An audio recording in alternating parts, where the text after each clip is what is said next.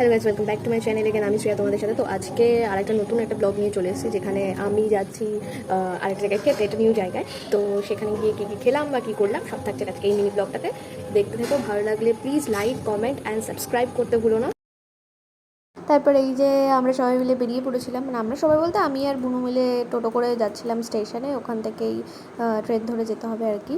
তো দেখতে দেখতে এই যে স্টেশনেও চলে আসলাম। তারপর ট্রেনে করে ট্রেন থেকে নেমে এই যে যেখানে ডেস্টিনেশন কৃষ্ণনগর, ওখানেও চলে এসেছি। তারপর টোটো করে উঠে পড়েছিলাম। আর এই জায়গাটা মানে ডমিনোজে যাবো। দেখতে দেখতে যে ভেতরেও ঢুকে পড়েছি এই এক্ষুনি। তো অর্ডার দেওয়া হয়ে গেছিলো, আমি আর বুনুই গেছিলাম বেসিক্যালি। ফাইনালি ভিডিও এটা দিয়ে দিল 99-এর, তাই তো? 99-এর এটা, তাই তো? তো এটা চল একটু ট্রাই করা যাক। এত দূর পর্যন্ত যখন আসলাম, আরে ভাই কিছু বল, কী বলবো কিছু বল। ও সবসময় এরকম কী বলবে ও কিছু জানে না। ঠিক আছে, খাওয়া দাওয়াটা হোক, তারপরে আবার দেখা হচ্ছে।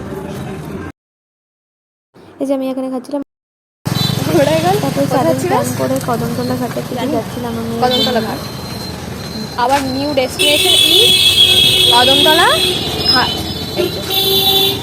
ডেস্টিনেশন পৌঁছানো এখনো গাইস, ডেস্টিনেশনে পৌঁছানো হয়নি। তো রাস্তা খুঁজে পাওয়া যাচ্ছে না, রাস্তাটা অনেকটা পেয়ে গেছে। দাঁড়া এই পাশটা না, এই পাশটা এবার জিজ্ঞেস করতে হলো লোকটাকে। দাঁড়া, রাস্তাটা অনেকটা জানা হয়ে গেছে। ও মা, ছাতা উড়ে যাচ্ছে কেন রে ভাই?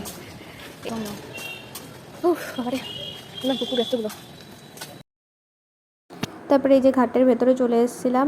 বেশ সুন্দর, নতুন করেছে, নদীর ধারে একদম ঘাটটা। আমি এই নিয়ে দুবার গেছিলাম, তো এইবার বুনুকে নিয়ে দেখালাম আর কি ঘাটটা।